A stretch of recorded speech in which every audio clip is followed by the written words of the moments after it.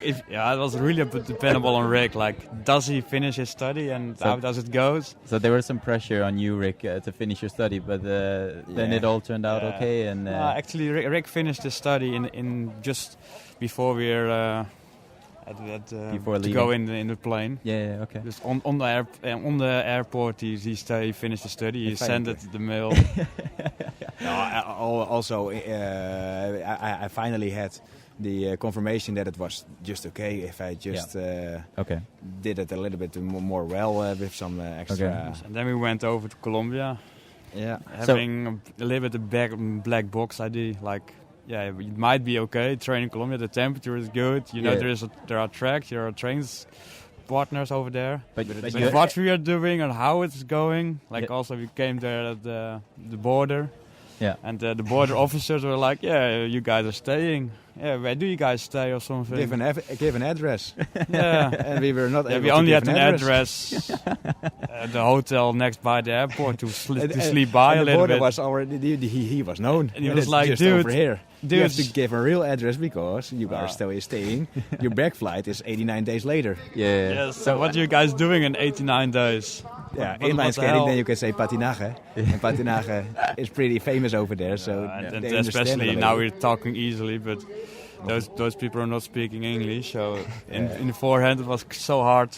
So you almost got rejected at the border. That was really a thing. Yes. It was a real thing, yeah. We were like, we have a telephone number, but we can't. We can't call that we number. We had a telephone number of the president of this club. Yeah, okay. Yeah, so that was... we really put it down, that telephone number, so they can maybe, for later or something, when there is something wrong, you can fix everything in Colombia. It can always be fixed. It can but also if Colombians are pretty hard, it's not like Europe or something. Yeah, okay. It can be expensive sometimes to fix it, but it can always be fixed. Sometimes with surprises. Yeah, just to sum up your training, because I know you have a lot of data, Rick, so I'm going to ask you just to do like a quick summary. All the training you usually did in Holland, how would you say, what's the biggest differences with the training in Colombia, like from volume, from intensity, from the frequency of trainings, from the type of trainings? How is it different in Colombia than it was in Holland for you? It was a real big difference. Comparison of January to January Europe to January Colombia, or just to highly summer Let's make Europe? the comparison to highly summer to January over there, because they are more fair, highly based over there with their main focus. They have summer all year. I think in the Netherlands it's quite hard as a sprinter to make 20 hours, and for at least you have to do other hours just to make their hours perfect. Sometimes if you go strong on training stages, you could do maybe 22 hours or something, but then you need some rest because you never do it.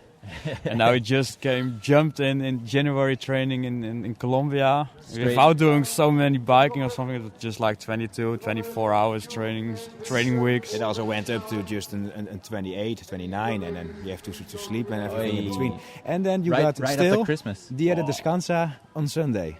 So on that Sunday you got a rest day. Okay, Sunday. Let's say it all happens in 6 days. Okay, it all happened in 6 days, but then the 20, 25, 30 hours of training, Monday, Tuesday, the whole week. How was that spread out? How was the structure from the weekly training, kind of? Can you remember that or summarize that? Every morning and every afternoon, and you got one day off with biking. Okay. And one day on, one day off with biking, 3 days biking, and one day on, 3 days one day weight. off. Yeah. 6 times inline and 3 times mountain climbing, and then some trains are a little bit combined. Mountain climbing on the feet, eh? On the feet, yeah. So how was the climbing on the feet? I'm a little bit interested about that, because we didn't do that in Bogota. But since I'm Dutch, I didn't do it either. And it was like, okay, hands on the back and just have a steep, ridiculous climb. It was also nice. The coach was after their Christmas period of holiday. The coach was for a week not there. Yeah, it was already the first week. They were going like on a golf path or something, like really steep. How did they find it? And all those small Colombians are just already going really quick uphill the mountain. Yeah, like you have to go bike, you have to go do inline afterwards. When you go down, you have to put your inline skates on. But was it a sprint training or was it a long training? I don't even... Volume training, like they were just started also with the new season preparations. We started with a mountain climbing, but it was just maybe 35 minutes. Yeah. And that was tough. We went over there, it was really tough. And whoa. not faster anymore. And then afterwards, the coach came back after his holiday, and he was really giving a motivating speech. And it has to be with the hands on the back, and you have to sit down. Oh, like you have to go style. quick uphill, getting more crazy. And then out of nothing, all the people went faster and faster, and we had to go almost giving our max. max. To say about bike trainings, just like get up at now before 6 because you have to be together at 6 in the morning to get out when the sun rises. Get out of the city before the traffic and before the sun rises. And then just go biking, and we didn't know what's coming.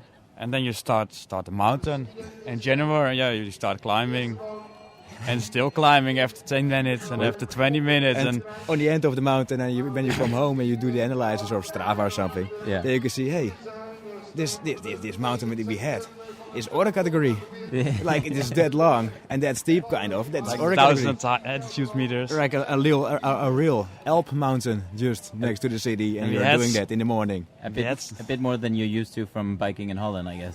To be honest, I never had experience of climbing the Alps or something because we're always racing in the high season of inline. So much bike experience of climbing we didn't have, and now we're just already biking the highest mountains in January. So after the whole block of those months and coming back, could you feel that your level was higher that spring or that inline season? Or was it a bit too much? So much volume, you could do so much quality in Holland. And then, to be honest, the tracks in Colombia are quite crack. Slippy. Slippy and tight. And then you go over to the Netherlands, and especially with Heerde and Heerenveen. And Heerde was the World Championship track with a Vesmaco one. And you really need more like ice skating legs or something, big strokes, and you can really cross over the corners. And you have the grip. You were used to slippy tracks and where you had to have fast legs. Just to keep the grip. And also getting used to the air resistance, like we're training on altitude. And it was always like fighting the corners because you have so less grip, so slippy.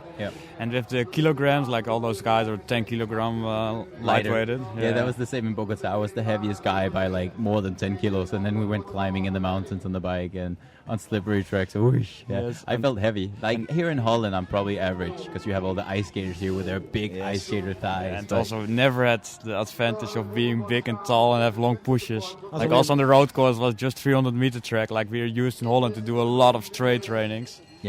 But over there, the longest straight was like 120 meters or something. That's it. Were you good in that season, Kai? Coming back from Colombia, how was the level? Way better. And you, Rick, how was it for you after coming back? You were stronger, or? Yeah, I was also doing great in Geisingen. And really good improvements. You can always see the improvements on the Dublin sprint, quite fair. Yeah, it's the numbers; they don't lie. And afterwards, I turned a little bit sick, so Kai was running away with me by really taking also the medals on the nationals. But I was sick for about 2 weeks or something, and the nationals were quite early to already qualify for the Worlds.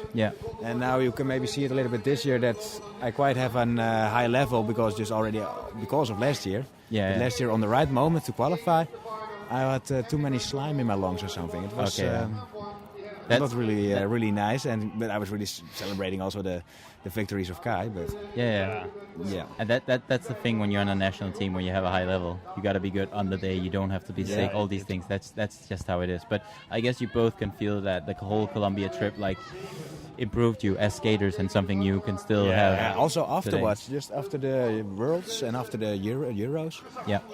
When you're just biking, you put higher values. Because of all the mountains over there. And also the volume. So much quantity, not so much quality, but quantity is special. And there are a lot of quality trainings, but those guys are just going strong and having so many years of proper training and going for it. And for us, it was like sometimes I was feeling good, and sometimes Rick had some injuries. I think you need to have a certain level. You need to have a lot of years of a lot of training before you can go to Colombia and you have the level where you can benefit from the training. Otherwise, I think if you go there and you didn't train a lot of volume before or something, it might just be so much that you're just you're gonna destroy you. You're gonna get injured, you're gonna get sick, or you're not gonna get better at skating, which I guess is the goal. I hope is the goal Yeah, sometimes if you're not prepared for it, then you will be ending up with some mental issues like, how do I do it? And it's another training, and you will be so dead. It's like it's already Monday, and I feel already dead on Monday till I have to wait till Sunday at their new rest day. And sometimes it felt like that. But luckily, we are all already overthinking ourselves, and you could consider the coach like, how's it going? The experiment in this case. Yeah, we are always together, huh? Yeah. So when you guys, when I'm feeling tired, and also about the watts on the bike or on the weight training that I was not lifting that much or something. You see the other Colombians, they're just doing their job because they already did it the last year and the year before, just in the same way with the same amount of volume.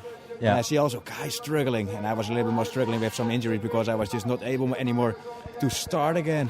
Start and over and over and over. In the Netherlands we are used to some starts in the training. But not that many. And they are doing just like fun, they are doing it all the time. Yeah. And then sometimes it's just a small quick talk like, Rick, do you feel good? Still have some energy left. If you have some training goal, still go for it. Although it is less, just be focused and not turn your back onto the training. Just go on. Yeah. So you two, as twin brothers, you've been training together for so many years, and you've known each other obviously your whole life. But how do you help each other in training? You said something, Kai, about talking to Rick, about asking him a certain question during training or something. How do you help each other to let's say pull each other in the right direction or so? Like, you have any strategies that right now Kai is having a lot of school, so he's not that fast as me. Yeah. But the best way to have a nice training, a nice efficient training for Kai, is to train with me on top speed. So at the nationals, Kai is hoping to have some good top speed, to have top speed enough. So that's you're always training buddies. Yeah. So right now you're trying to get Kai to come and train with you all the time you're training, even though school is quite busy now. And otherwise, when Kai was doing real fast on the trainings or something, in Colombia it is not that necessary to have always a twin brother around, because you got the other athletes, they are just so always good. But still, if your twin brother is performing better than yourself, there's only one reason, that it is lacking your training of yourself. Okay, so that's the hardest lesson you could take. That's the hard truth right there. You see, when your brother is doing well and he's doing something different, you're like, okay, I need to reevaluate whatever I do. How can I do it better? There was a period I was always ahead of Kai, and that was quite strange. But you don't know, and you're a young boy. Yeah. And then Kai was really improving. Yeah. Like he got that talent base again or something. Like, what's Kai doing? But Kai was not even qualified at the last year's junior. Yeah, so I was. So it's up and down. It's up and down. Yeah, it's up and down. But on that moment, Kai was really doing well, up to really a medal in the 1,000 meter. But if you have sometimes both, you have those up moments. Like if one have lacking of up moments and the other one has, then you evaluate like, how you doing the up moments, and then try to learn from it, and then you get like data from both of us. Yeah, exactly. You get further and further. It's also inspiring when the other one is able to, you are quite able to do that the same. Yeah. And then you have to train your balls off, and then you will receive that result. Yeah, and then you improve together.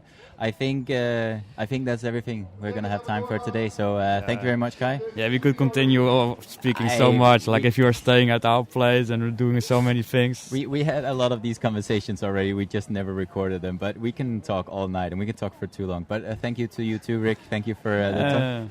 We can also interview you and Philip about these questions, about this family questions. We should do like the Slippers and the Duschmidt brothers interview. Yeah, let's. No, it is up to your thing. Maybe another time. But, I understand. When we have time, another time. Maybe that's a good idea, Rick. So I'll remember that one. It's fun to have this one time recorded. Yeah. Nice to have a little bit slightly interview or a brief view of what's going on the Heerde track, side along track. All our weird conversations is now on recording. But thank you very much. I think for all three of us, we have to go warm up now. We have to do the show. We have to go do the elimination race. Yeah, the final. The final. Playing around with the peloton. Being friends right now. Yeah, but very soon on the track, we're not going to be friends anymore. No. Okay, but jerk off sometimes. Yeah. Okay. Thank you very much, boys. Yep.